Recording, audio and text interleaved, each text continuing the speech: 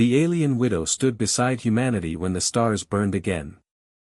Years passed on Veskara 4, and peace settled like starlight upon the dust.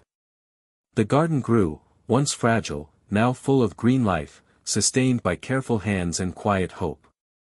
Captain Rian Holt had grown older, his hair streaked with silver. Beside him stood Saratal, no longer a prisoner nor a widow, but a friend, an equal, and to some, the living emblem of the new accord between humanity and the Zirathai Dominion. Haven's Reach had become Haven's Accord, a joint research colony where humans and aliens worked side by side. Its towers rose from the sand like instruments of reconciliation, powered by shared dreams. Children of two worlds played beneath the domes, their laughter echoing through halls that once held silence. The scars of war had not vanished, but they had been transformed into reminders of what peace could cost, and why it must be guarded. But peace is a fragile thing. And beyond the Orion frontier, the stars began to burn again. The first reports came from relay posts along the rim, unknown ships, silent, black as night, moving without transponders. Both human and Dominion fleets sent scouts, none returned. When the first refugee transports limped into range, their hulls melted, and crews speechless with fear, Rian and Sarah knew the truth neither wanted to voice. A new enemy had come. Not conquerors, not politicians, but harvesters, machines without name or mercy, born from the wreckage of a forgotten war. They devoured colonies, leaving behind only glass and shadow. And so, once more, humanity prepared to stand. But this time, they would not stand alone. When the High Command convened, Sarah stood beside Rian as an official envoy of the Zirathai. Old admirals and human senators filled the chamber, wary yet listening, for she had earned her place through deeds, not titles. You cannot face them alone, she told the gathering, her voice resonant through the hall. Your ships burn as ours once did. This is not your war, nor mine, it is survival. And survival requires unity. Some doubted her, the old scars of mistrust reopened. But Rian rose beside her, and his words carried the weight of memory. When the storm came to Veskara, she saved my life. Not because she was ordered to, but because she saw the worth in mercy.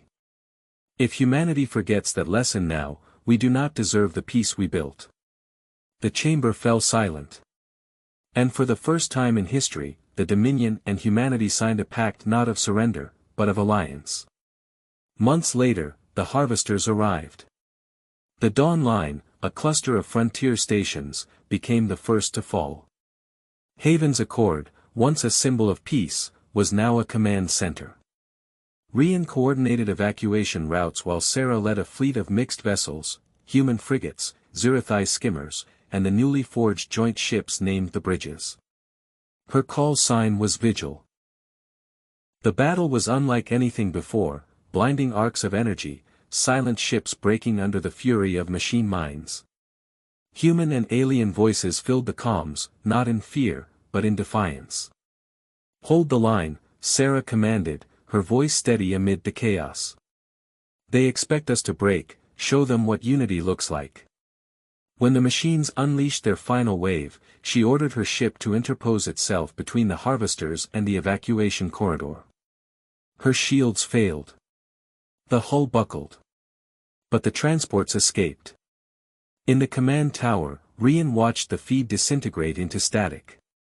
For a moment, the light of her ship flared like a second sun over the ruined horizon. 3 days later, the storms cleared. Search teams combed the wreckage.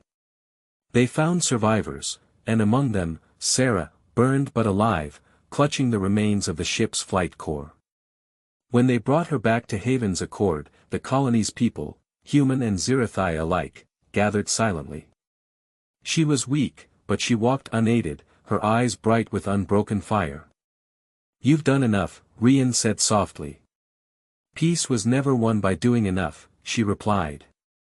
He smiled faintly. Still stubborn. A quiet laugh accompanied her answer.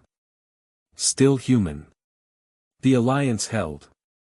The harvesters were driven back beyond the Dawn Line by a combined fleet that bore both flags as one. The cost was high, but the victory changed the galaxy.